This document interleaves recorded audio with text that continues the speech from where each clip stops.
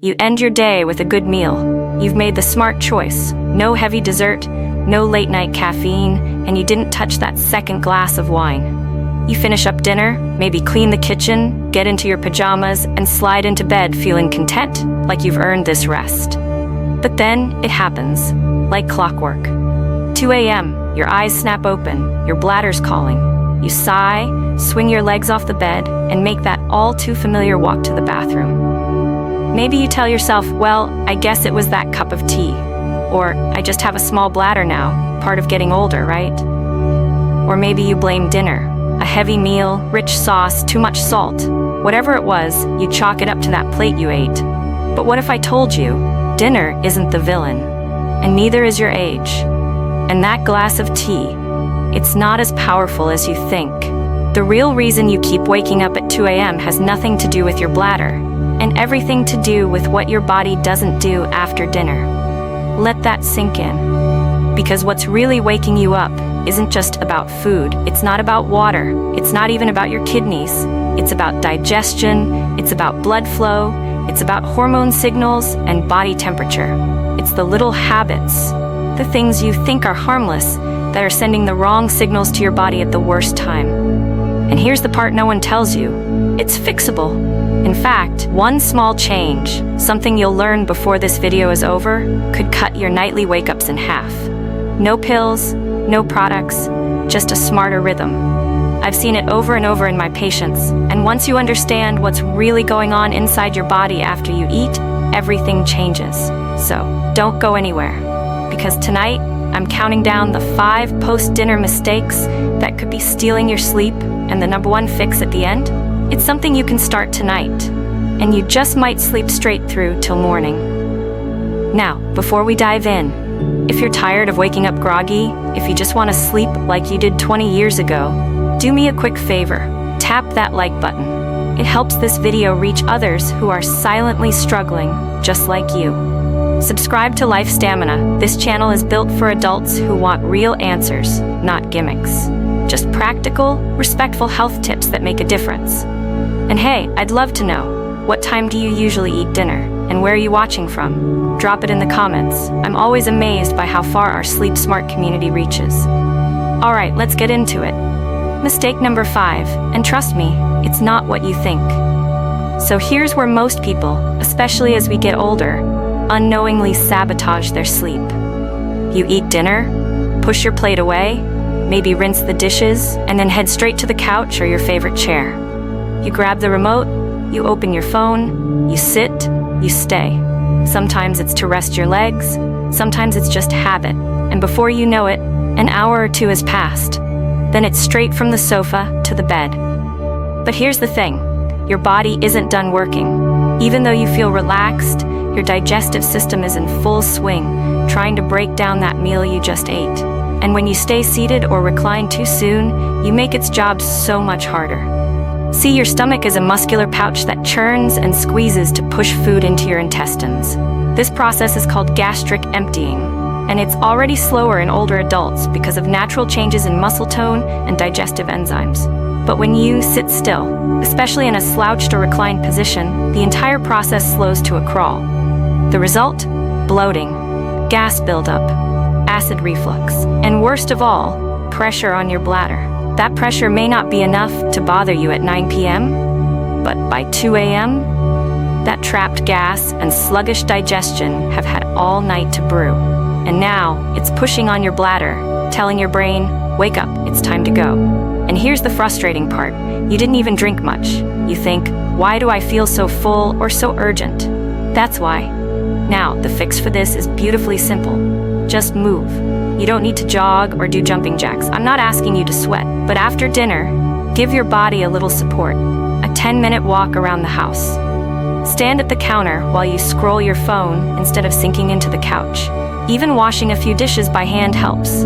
Anything that keeps you upright and gently mobile helps your stomach do its job and takes the pressure off your bladder hours later. Try it tonight. Not a diet, not a pill, just a small change in habit. And I'm curious, do you usually stay seated after dinner? Let me know in the comments. No judgment here, just honest conversation. Now let's talk about something that hardly anyone links to sleep problems, but it's a major hidden trigger: blood sugar. You eat a nice, satisfying dinner, maybe a bowl of rice, some warm bread, pasta with sauce, maybe even a little fruit or a cookie for dessert. It tastes great, you feel content, but inside your body, a different story is unfolding. Here's how it goes. You eat those carbs, your blood sugar rises, your body responds with a wave of insulin to bring that sugar down. But if that dinner didn't have enough protein or healthy fats to slow the release of sugar, that insulin wave becomes too strong. A few hours later, usually around 2 or 3 a.m., your blood sugar dips too low. And when it does, your body gets nervous. It panics a little. So what does it do? It triggers cortisol, your stress hormone, to bring that sugar back up. But cortisol is also a stimulant. It wakes you up. It can make your heart race, or give you a weird, anxious feeling, or make your bladder feel more urgent than it really is. That 2 a.m. wake up you blame on dinner or water, it could be your blood sugar crashing, and the science backs this up. Multiple sleep studies have found that high glycemic dinners, meaning meals heavy in starches with little balance, are strongly linked to nocturnal awakenings and restless sleep in older adults. The fix? It's about balance. You don't have to give up your favorite dishes, but pair your rice with lentils or chicken. Add a little avocado or olive oil to your pasta. Swap dessert for something like Greek yogurt with a few nuts. This combination slows the release of sugar, supports stable blood sugar overnight, and keeps cortisol calm so you can rest. So let me ask you, what's your go-to dinner these days? Pasta? A bowl of soup? Maybe a salad with some bread? Tell me below. We might uncover some helpful patterns together. Now this one might surprise you, because we're taught to eat clean, to eat healthy, to fill our plates with veggies and fiber and wholesome foods. And you do that. You take care of yourself. Maybe your dinner is a beautiful bowl of lentil stew, or a big salad with garlic dressing, chickpeas, onions, and kale, or roasted broccoli with a little olive oil. It all sounds great, but then, a few hours later, gas, bloating, pressure, maybe even cramps. You feel uncomfortable. You shift around in bed, hoping it passes, but your bladder feels full. Your sleep feels shallow, and you wake up. Again, you wonder, how can a healthy meal do this to me? Here's the truth. Some of the healthiest foods, especially in the evening, can cause unexpected trouble. As we age, our gut becomes more sensitive. Our microbiome changes, our digestive enzymes decrease, and our ability to handle certain foods, especially fermentable carbs, goes down. These are foods known as high FODMAPs, things like onions, garlic, legumes, cabbage, and yes, even cauliflower or apples. They ferment in the gut, meaning they produce gas. They slow digestion. And when that happens at night, that pressure builds silently. And for many people, that trapped gas doesn't just cause discomfort. It physically presses against the bladder wall, triggering a wake-up call you never saw coming. But don't worry, you don't have to give up healthy eating. Here's the fix. Cook your vegetables instead of eating them raw. Limit high FODMAP foods at dinner. Keep a simple sleep plus food journal to track which dinners leave you bloated and which ones don't. Even small swaps, like choosing zucchini over broccoli or carrots over cauliflower, can make a huge difference. And it's okay to need gentle meals at night. That's not weakness, that's wisdom. So I'm curious, have you ever felt bloated after a super healthy dinner? Let's talk about it in the comments. You're not alone, and your story might help someone else feel seen. Let me ask you something. What does your body feel like right after dinner? If you're like most people, especially as we get older, you probably feel cozy, a little warm, maybe even a little sleepy. You might turn down the lights, take a warm shower, put on thick pajamas, and nestle into bed under a heavy blanket. It's comforting, right? It feels like you're winding down, preparing for sleep. But here's the part nobody tells you. That warmth, that cozy feeling, could be one of the main reasons you keep waking up at night. You see, for your brain to guide your body into the deepest stages of sleep, it has to first get a signal that your core temperature is dropping. That's a biological cue, part of your circadian rhythm, that tells your brain, okay, time to repair, time to rest. But here's the twist. Digestion itself raises your core temperature. When you eat, your body diverts blood to your gut. Your metabolism speeds up. You produce heat just by processing your food. And that internal heat, it can last for 2 to 4 hours after a meal. Now, layer that on top of a hot shower, thick fleece pajamas, and a warm room, and your body never gets the memo that it's time to sleep. Instead, you stay trapped in lighter sleep stages, where your brain is more reactive, your muscles stay tense, and your bladder signals get louder. In fact, a study published in the Journal of Physiological Anthropology found a clear link between higher nighttime core body temperatures and fragmented sleep, particularly in older adults. And those disruptions weren't just from overheating, they came with increased nighttime urination too. Your body gets confused. It says, why am I still warm? Am I supposed to be up? So here's how to fix it. Finish your dinner at least 3 hours before bedtime. Give your digestion time to cool down. Set your thermostat to a cooler range, ideally 65 to 68 degrees Fahrenheit. Choose breathable fabrics like cotton, bamboo, or linen for pajamas and sheets. Instead of piling on one heavy blanket, layer lightweight ones that you can adjust through the night. Sleep isn't just about stillness, it's about temperature, rhythm, and giving your brain the right cues at the right time. Let me ask you, what temperature do you usually sleep in? Are you team cold room or team warm and cozy? Tell me in the comments. You might be surprised how many people sleep better just by dialing it down. And now we've arrived at the biggest and most overlooked mistake of all. It's the one that almost every person I work with misses, until they experience that light bulb moment. Let me set the scene.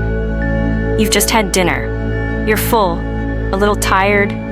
You clean up the table, maybe get your teeth brushed, then head to the bed or your favorite recliner to wind down for the night.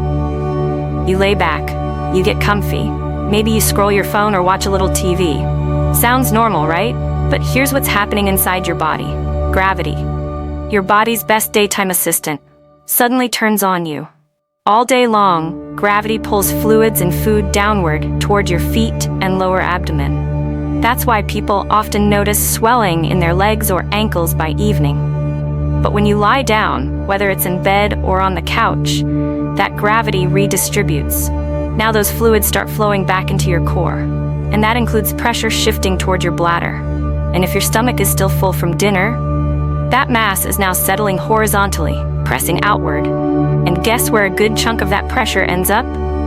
Right over your pelvic region, over your bladder, over the nerves and tissues that signal urgency when they feel even the slightest bit stretched.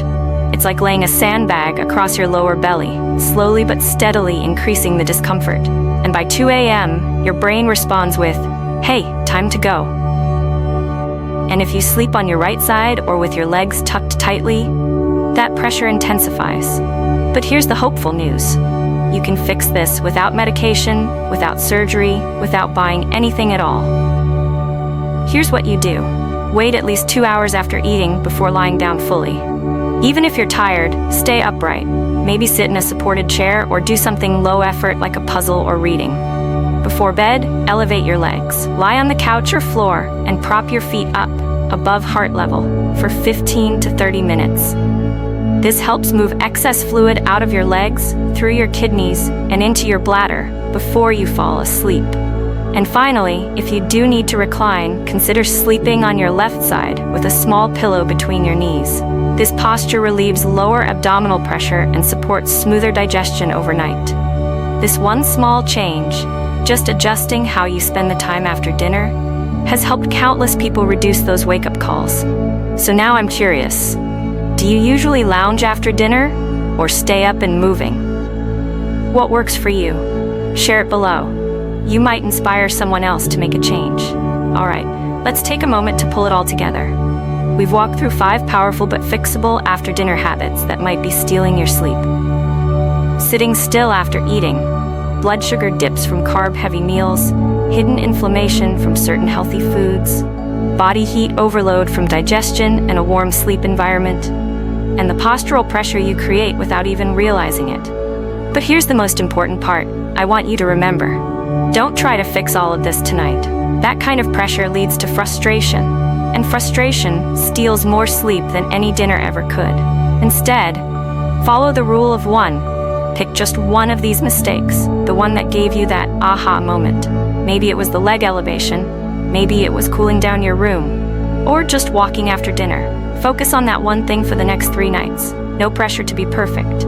Just be consistent. Because sleep isn't about hacks or hacks. It's about understanding what your body truly needs and giving it the environment to heal.